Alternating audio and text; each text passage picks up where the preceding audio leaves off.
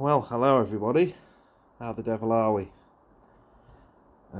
First of all, long time no see. Yeah, things have been kind of busy in the world of the rubbish mechanic over the last couple of months. A lot of work on other people's cars, etc.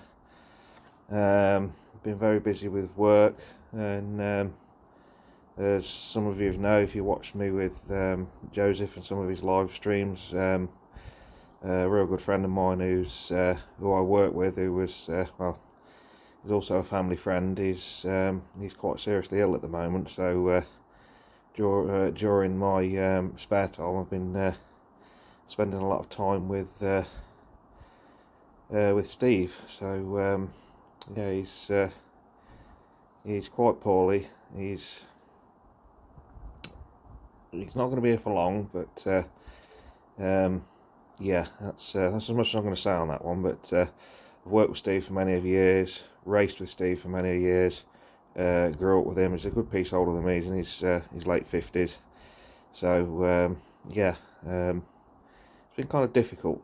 So that's all we're saying on that one. But I just thought I'd check in because as and when I've had time and that, I've called in on a couple of other people's live streams, and everybody's asking me how I am, what am I doing, and how's the new Volvo, which is sat there.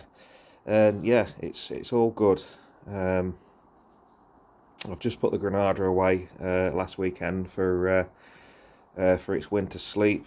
I have done a number of shows with the Granada this year, but to be fair, you know, it's the model of reliability that car is, and other than oil change and an MOT, I don't have to do anything to it. So, you know, I've done about 1,500 miles in it or so over the summer, commuting to work and doing shows, and you know, just running around in it as you do for day-to-day life. The Vectra, as you see down there, is yeah, on daily duties. It's turned into a fantastic car, that has, since I bought it. I've had it just over a year now. It's due its MOT in about 6 weeks' time. I don't think it's going to need much, maybe a set of front pads. Other than that, I might do a video on that if I get time, as I say. You know, other things are taking precedence at the minute, but that's where we are with that. So yeah, and as many of you know, I've bought the Volvo. There's quite a story with the Volvo, how it came to be. So sit back, relax, and I shall tell you the story of how the Volvo came to be. So we'll just head into the kitchen in a minute, grab one of these, and I shall tell you how it all came. Right. So, as many of you know, and a lot of my long-time subscribers, let's move a little bit closer, shall we? As many of you know, a lot of my long-time subscribers and people from back in the day when I used to upload at least every couple of weeks, know I owned quite a rare car, which was called an Alfa Romeo Alpha 90. I bought that car in, it was probably mid-lockdown, so I'd say June 2020. I've been after one of those cars for probably since I was able to breathe, because I just think they're absolutely magic, or that's what I thought. So I had the opportunity arose to buy the 90, so I bought it. What an absolute bag of shit. It's as simple as that. The car itself, lovely, fantastic condition, nice and original, a decent survivor with a bit of patina, which is what I wanted. Perfect. Yeah, I did the best part of 300 miles in it, maybe 500 tops. A couple of good friends of mine, Mr. Richardson and Joseph, fortunately had the chance to review it whilst it was on the road, and I did a couple of videos with it and just used it, and the main reason of me buying that car was that it was potentially sold with a brand new reconditioned engine because it had been stored since the late 80s. Well, the person who'd done the engine rebuild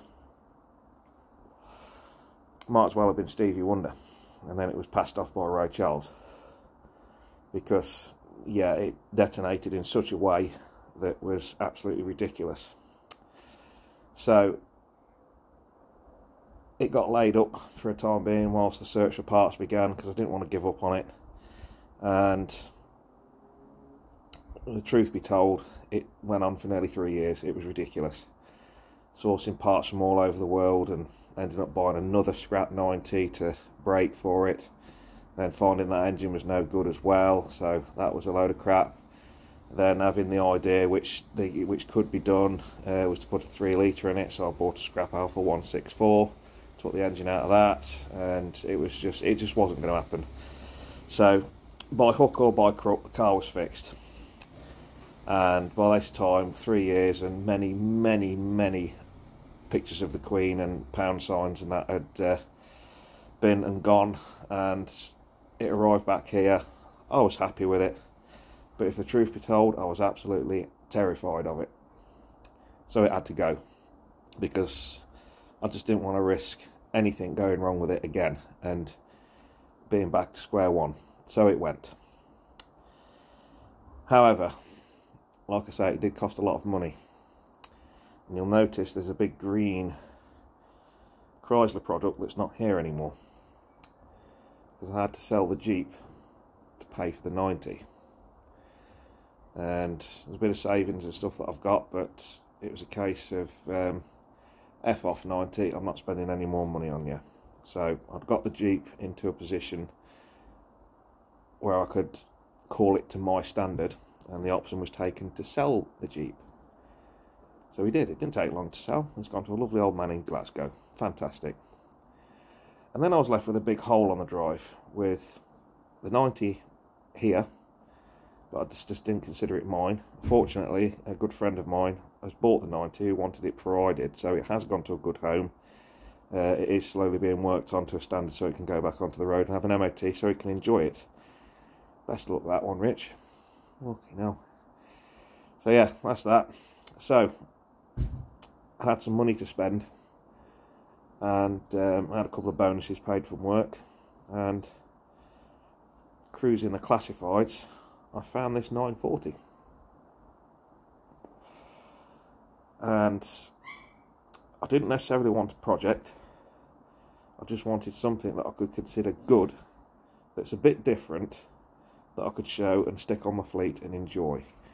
Because, yeah, that 90's damaged me, and I'm more than happy to work and do on cars and that all the time, but it put me in a bad place. So this 940 I seen for sale, it was for sale for a couple of weeks before I bought it, a month or so, and I ummed and ahed about it, and eventually made contact with the owner. And I'm glad I did, because there's a bit of an history with the car. I'll give you a walk around of it in a bit, but it's nice to actually be able to talk to you and clear a few things up on what's been going on and tell you the story with this awesome car. So it was a long way away.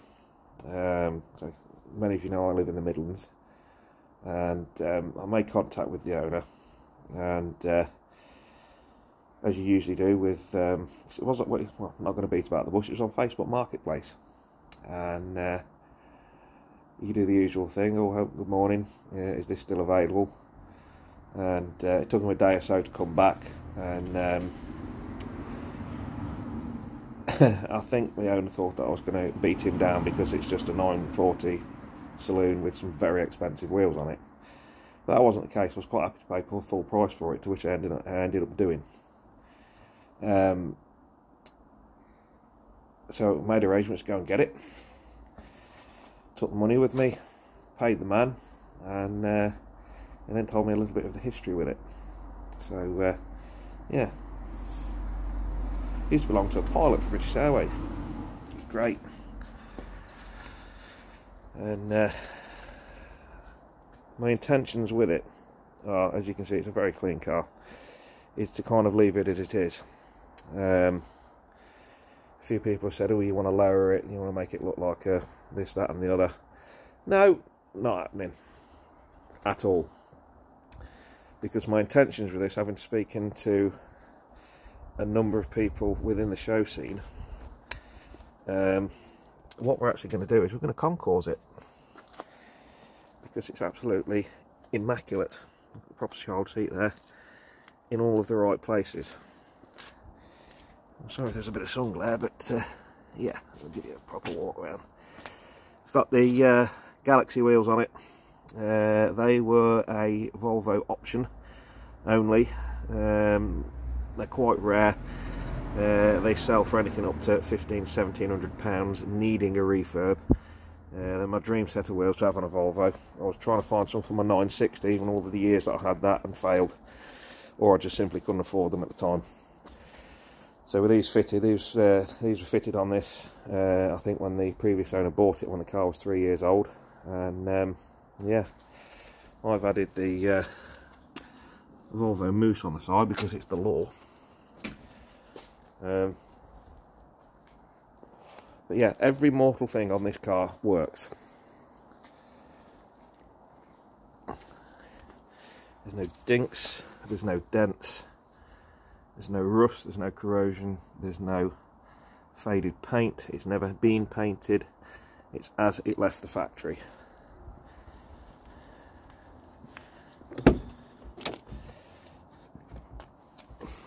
There was 98,000 miles on it when I bought it, so I have been enjoying using it, but yeah, I've got to watch the mileage on the on the classic policy. So you know, I've got 5,000 miles on it, but yeah, it's not going to be used much over the winter, so it's in fantastic condition. I do have the other snow mat for this side, but I do take it out when I'm driving it because I just don't get on with it being there.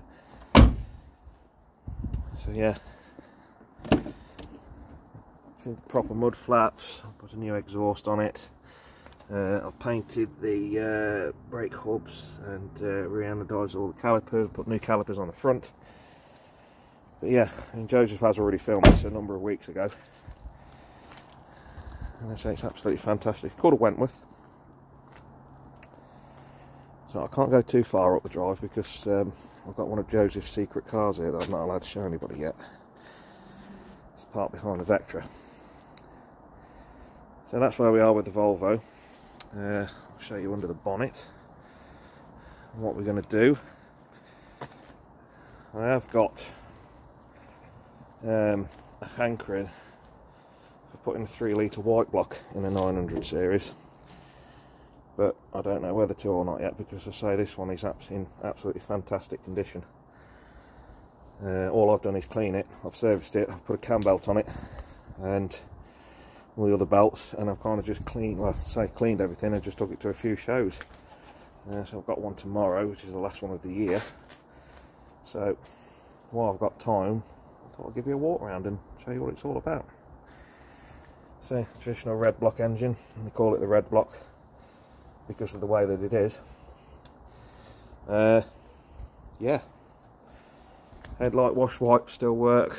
I've got the optional egg crate grille.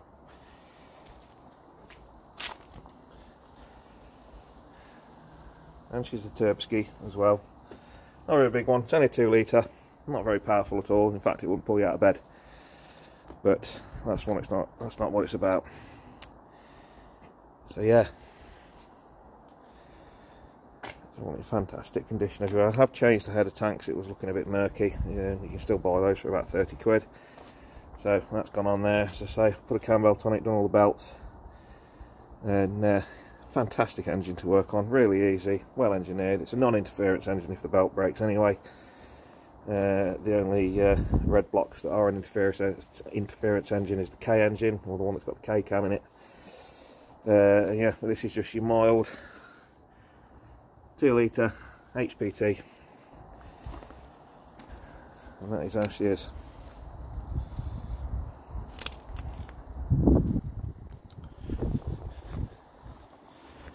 Boot spoiler, just looks fantastic. So I've got all my show stuff in here, but massive boot.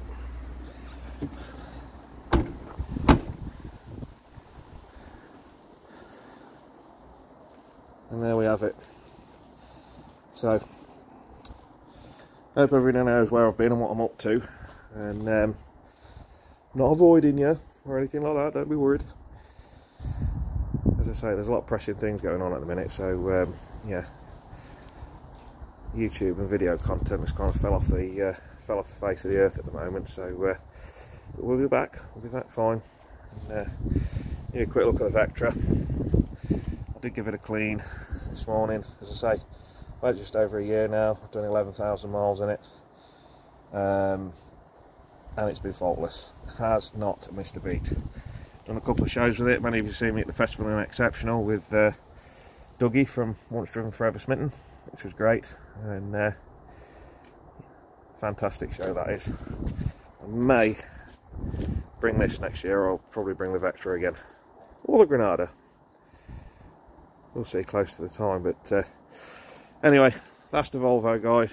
I must say I'm very, very, very proud of it, and yeah, this is going to be a keeper on the fleet for many years to come, and it's already booked in with another couple of other channels that want to come and review it, so it's all good. So yeah, drop your comments down the bottom and I'll get back to them as and when I can. It's always nice talking to everybody and having a bit of a laugh, so yeah, thanks for being there everybody, much appreciated, and I will talk to you all very soon.